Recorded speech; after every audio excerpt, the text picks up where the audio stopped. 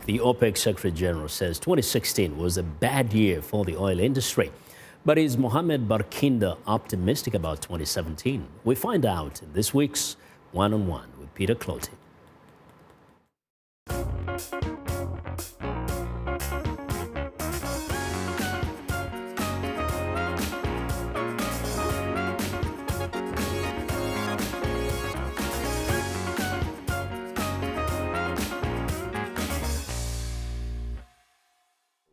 So currently, what would you say is the global trend of the oil output?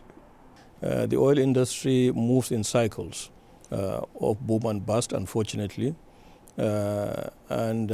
Historians count this cycle either the 6th or 7th, depending on who you talk to.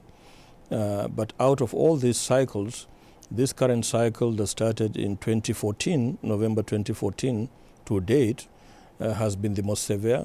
Prices have crashed by as much as 80%. Companies have folded up in hundreds as a result of that. Investments in the industry have also contracted severely, going to the 3rd consecutive year now.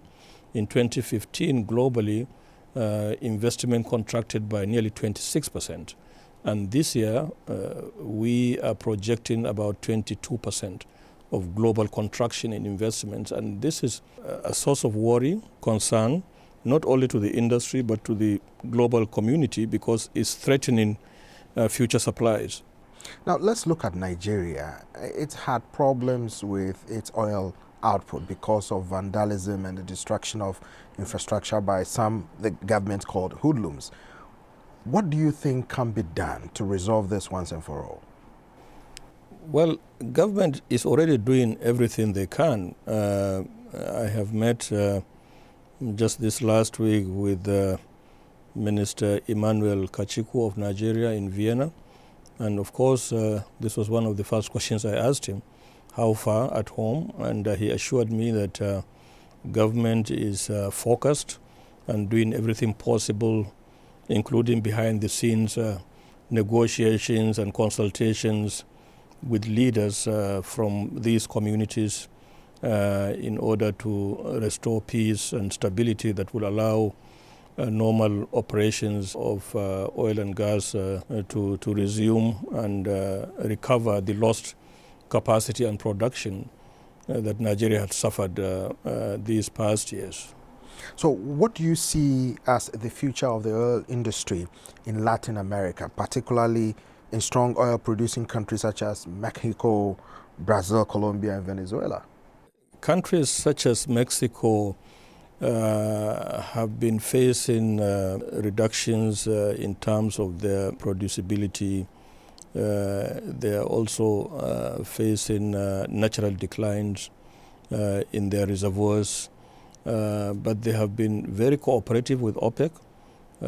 We have met with Mexico this last Saturday in Vienna, and they have played a very constructive role in joining hands with us to take the right decisions of supply management that we believe will restore stability in the market. Venezuela and OPEC were able to agree in lowering the production of oil by Venezuela. This after the South American nation has struggled to keep up with production. What is the purpose of this deal, and how could the increase in oil prices registered in the last few weeks affect the deal or the impact on Venezuelan production? Briefly. Venezuela, if you recall, is a founder member of OPEC.